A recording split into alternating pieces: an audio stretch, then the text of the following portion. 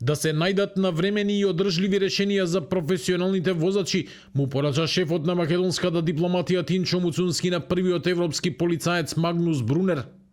Проблемот кој транспортерите го имаат по отпочнувањето на системот за електронска контрола на границата била една од темите кои денеска при посетата на земјава Европскиот комесар за внатрешни работи и миграција ги разговарал со македонскиот министер за надворешни работи. Муцунски нагласил дека спроведувањето на системот има директни импликации врз работата на професионалните возачи и превозничките компании.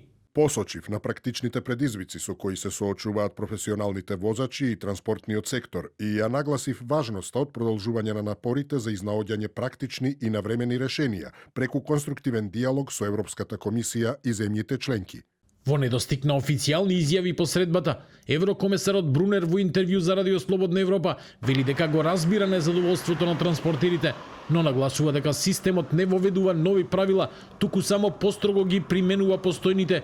Ограничувањето од 90 во 180 дена останува исто. Според него, системот не е насочен против трговијата, туку има цел да ја зајакне безбедноста, а имплементацијата се спроведува постепено и со одредена флексибилност за земјите членки. Европската комисија веќе разгледува можни долгорочни решенија преку работна група и нова визна стратегија, при што како практични опции се посочуваат долгорочни визи, дозволи за престој и посебни аранжмани за прекугранични работници. Сепак, веќе постојат одредени можности. Европското законодавство предвидува можност возачите на камиони да аплицираат за долгорочни визи или дозволи за престој во земјите членки на ЕУ. Исто така, постојат и посебни аранжмани за прекугранични работници. Додека траеше средбата Муцунски Брунер, работната група задолжена за изнаоѓање решение за проблемот со привозниците одржуваше состанок.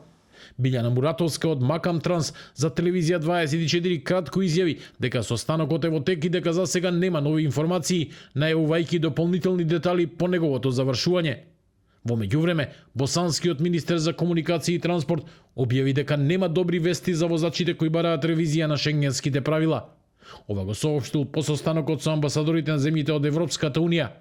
Во исто време, тамошниот конзорциум на професионални возачи бара воведување 12-месечен мораториум за примена на правилото 90 од 180.